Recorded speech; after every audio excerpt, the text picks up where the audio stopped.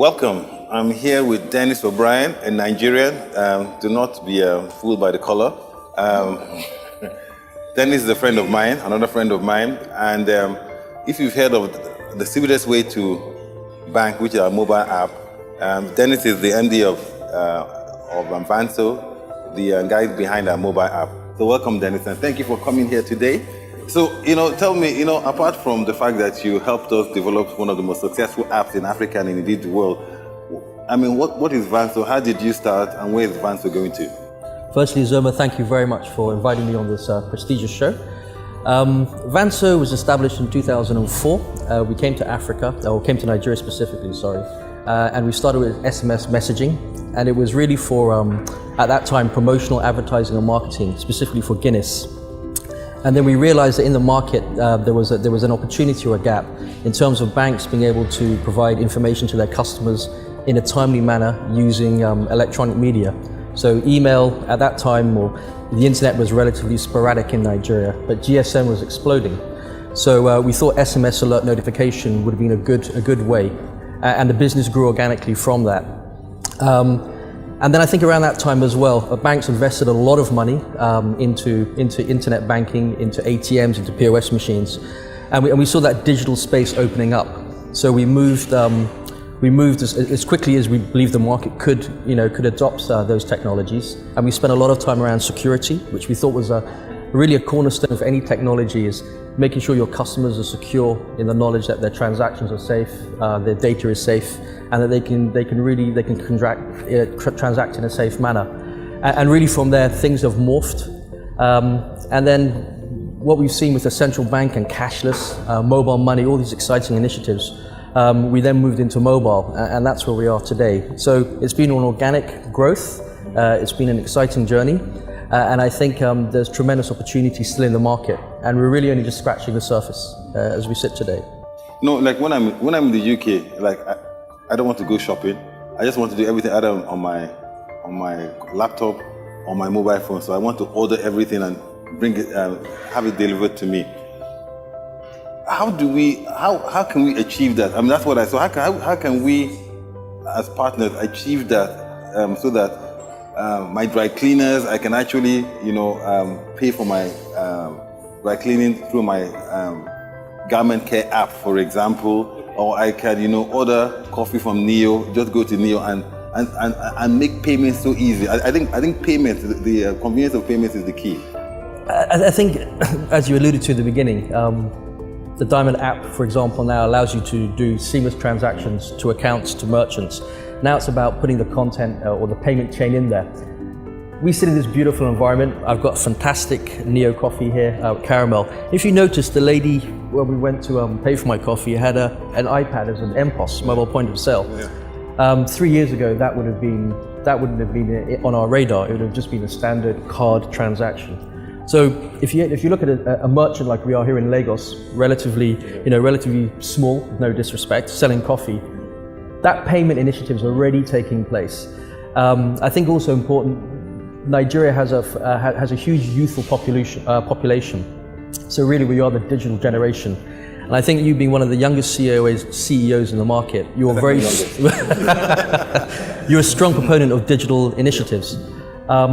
Garment care, for example, as you mentioned, Neo, all these SME merchants need these payment initiatives, but it's about the merchants and the banks aligning, and making sure that you can give something more to your merchant than just collect payments. So for us, things like cloud data storage, analytics, helping the merchant further protect their revenues, giving them the marketing opportunity. Also, the bank not being just a collection agent, but actually being a partner in their business. I think that's where the future lies. And the SME space in Nigeria is untapped. It really is. It's a huge opportunity.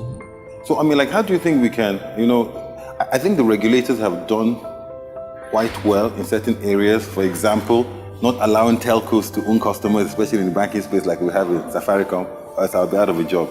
And so we have to collaborate.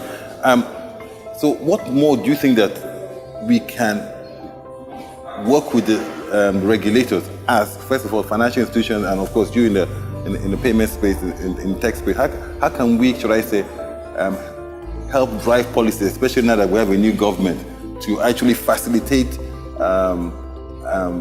should I say, the use of digital technology, especially in SMEs, Well, I think the first thing is, as you know, Nigeria, we're particular. We're not the same as the rest of Africa, and we are the giant. And I say that proudly. If you look at most mobile money initiatives, they're telco-led, but the CBN has made Nigeria a bank-led market. So our model is slightly different. A lot of people will have their arguments for and against that. But for me, case in point, I think there's a natural alignment. I mean, if you look at Diamond and Diamond Yellow, for example, that's a partnership with two formidable companies. One, Diamond Bank, who has a very strong technology base and is well liked and respected in the industry and is cutting edge. And I mean that sincerely, not on a marketing spiel, they really are. And then you look at MTN that has a huge geographical reach. I think the role to play with the regulator is you have to make sure there's a fine balance between, one, who owns the customer, two, that the bank gets a fair deal, and also the telco gets a fair deal as well. I think there's a lot of fear and mistrust between both players. And if you allude to M-Pesa in Kenya, the banks are really have been left behind. And M-Pesa now, people are saying, is it a telco or is it a payments company? So I think in Nigeria we have to be very careful. We have to protect the banking industry. We have to also ensure, or the CBN has to ensure, that the telcos have the access. And really finding that policy, I think, needs an honest conversation between the heads of the banks, the heads of the telcos, and ensure you get a fair deal. Otherwise, there'll be creep, and then ultimately the battle will be who owns the customer. Is it the bank or is it the telco? And I think it's a very fine line. And Nigerian banking industry should not sell out. You know, it has a huge role to play. We have a lot of, we say like there are 20 million MSME companies in Nigeria, and we also know that the cost of setting up business is expensive the way it is. But people say that we can use technology to enable access to market, access to advisory services, and in some cases access to finance. So how do we? So what advice? So if I was about to start a small company, or if I'm Cafe Neo, I've just started, and I wanted to use technology to enable my business, how would I, from a, should I say, application perspective, start that? So who do I go to, for example, if I want to build a mobile app to give me to advise me on content, or should I say put myself on the internet so that people can access me and make payments? I mean, it sounds simple, just putting up a website, but then to make it alive and dynamic, so like payment and all, how does one go through that? I think what you said is absolutely right. It's a lot harder than it sounds. Yeah. The days of just hosting a website, I think, are gone. Now it's about digital commerce. If you see what some people are doing in the industry, is they're creating marketplaces for their merchants where they're looking to collect payments. But I think it can go beyond that.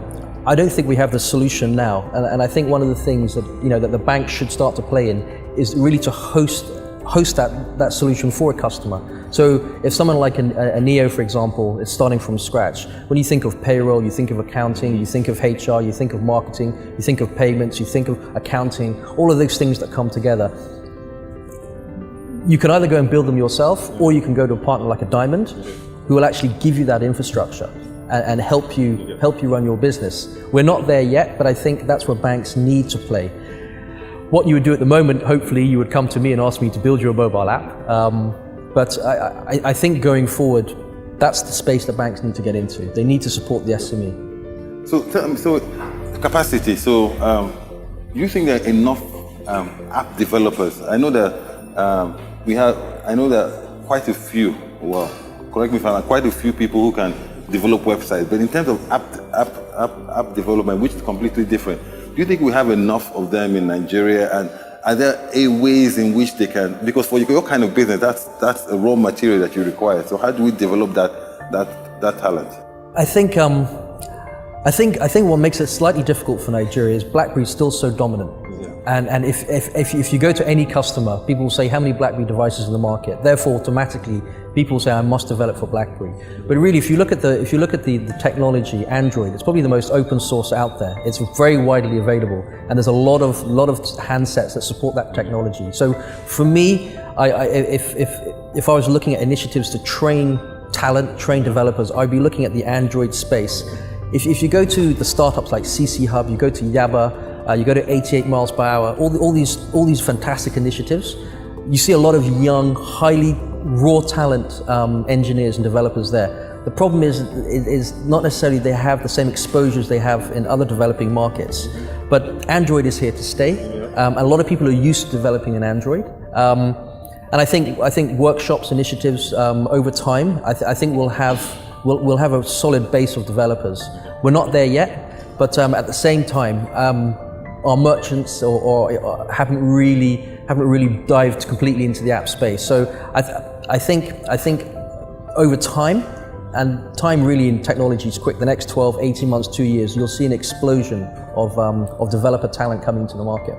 So tell me, I mean, like, your business is not one of those typical businesses that you find in Nigeria. So how does, should I say, explaining your business or partnering with banks to actually help you grow your business? Because clearly you have plans for the future which will require funding from either from your investors or banks. How do you go about explaining, should I say, the future of where Nigeria is going to be, intangibles, and then expecting people to back you financially?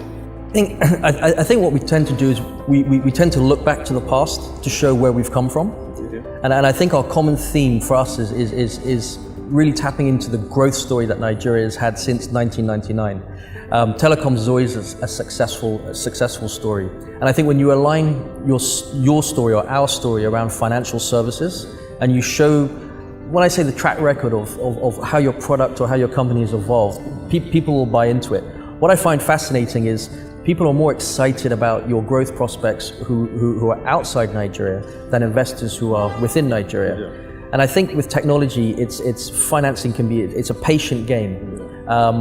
If you look at, for example, Facebook, Instagram, if I'd come to you 10 years ago and said, Uzoma, I want to take photos of you and then post them on the internet, and I need $500 million, you'd have said I was crazy. No. You wouldn't. Well, you wouldn't. No. But probably security will walk you out. But that punt, that entrepreneurial spirit, here people want a very quick return, and if they don't see it, they're not interested. So for us, what we find is people love the story of the growth of Africa. Fintech is very hot now, so you tend to get more feedback from abroad than you do within Nigeria, because, as I said, the return needs to be very quick. That said, I think once things settle down in terms of policy here, we get a minister on seat, the oil price recovers, Nigeria, the good news comes back. The oil price has recovered, by the way. We're not going back to those glory days of $100 a barrel. So it's here to stay. I think we'll see a lot of foreign investment come in, and maybe that will kickstart the local investors as well. One last question, or two questions. The first one is on payments. So in 5 years' time, if I ask you, how would you be paying for a cup of coffee in a shop? For me, what I would like, or what we dream of, is I would be able to take my phone and scan a QR code, either from the cup itself or from a mobile point of device, and I can make the payment. The second one would hopefully be I could just literally use my biometrics to make a payment, and then obviously your traditional channels. I think the beauty around the payment space is we don't have legacy infrastructure, so we can leapfrog. If you look at the Touch ID that we put on with Diamond, you were the first to go live in Africa and probably one of the first in the world. And for me, that's a very compelling story. Going forward, I think we'll see a lot of virtualization, and I think banks will maybe start to turn away from issuing physical cards to virtual ones. That relies on having a strong telecoms environment as well, which I think is here. So for me, I think Nigeria can adapt to virtual payments technology very quickly, and we look forward to that. All right, Dennis, thank you for coming. I have to let you go now because you have to go and finish that update from the Diamond mobile app so that we can launch very soon. So thanks for coming.